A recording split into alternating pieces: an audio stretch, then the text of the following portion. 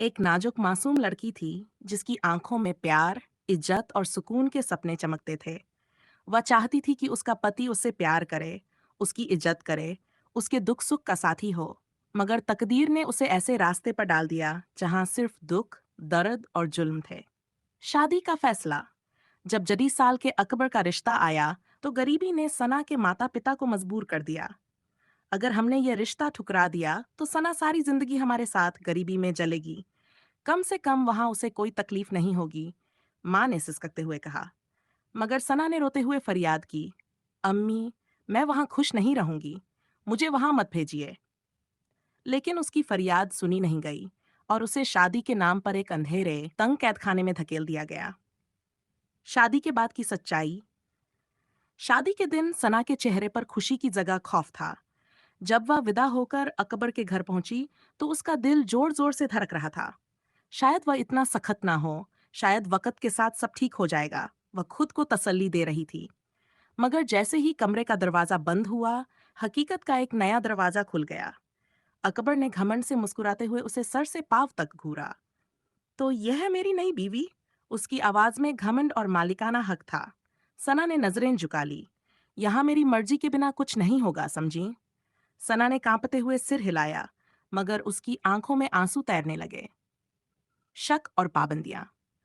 कुछ ही दिनों में सना को एहसास हो गया कि अकबर सिर्फ सख्त नहीं, बल्कि शक की, घमंडी और बेरहम इंसान था। बेजा शक।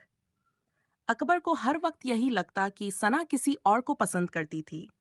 अगर सना किसी नौकर से भी बात कर लेती तो अकबर आग बबूला हो जाता। एक दिन सना ने नाश्ते के समय नौकर से पानी मांग लिया। नौकर से क्यों बात की? अकबर की आंखें क्रोध से सिकुड़ गईं। मैंने सिर्फ पानी मांगा था। सना की आवाज कांप रही थी।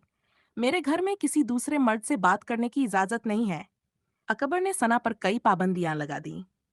मोबाइल बंद, ताकि वह किसी से संपर्क न कर सके। दरवाजे पर ताला, ताकि वह बाहर न जा सके। खिड़कियां बंद, ताकि वह किसी को देख भी न सके। मेकअप मना, क्योंकि वह नहीं चाहता था कि सना अच्छी दिखे।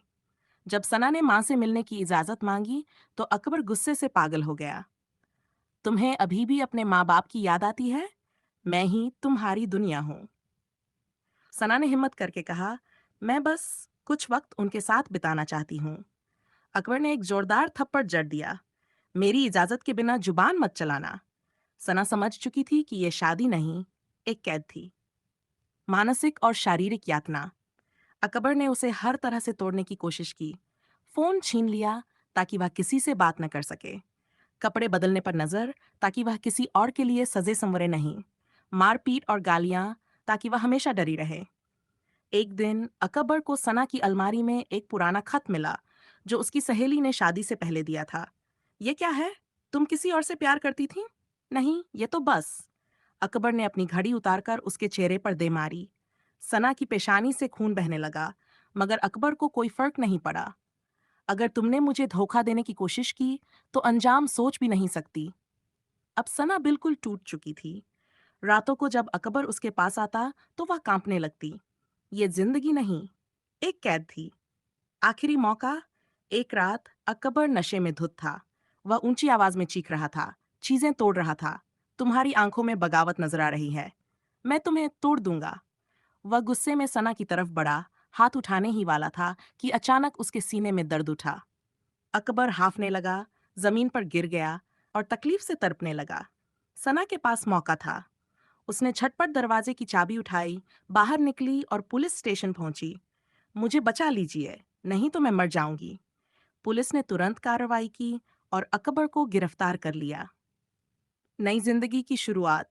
जब सना अपने माता पिता के घर पहुंची तो उसका शरीर जख्मों से भरा हुआ था, मगर सबसे गहरा जख्म उसकी आत्मा पर था। माँ ने उसे गले लगाया, मगर सना की आंखों में आंसू सूख चुके थे।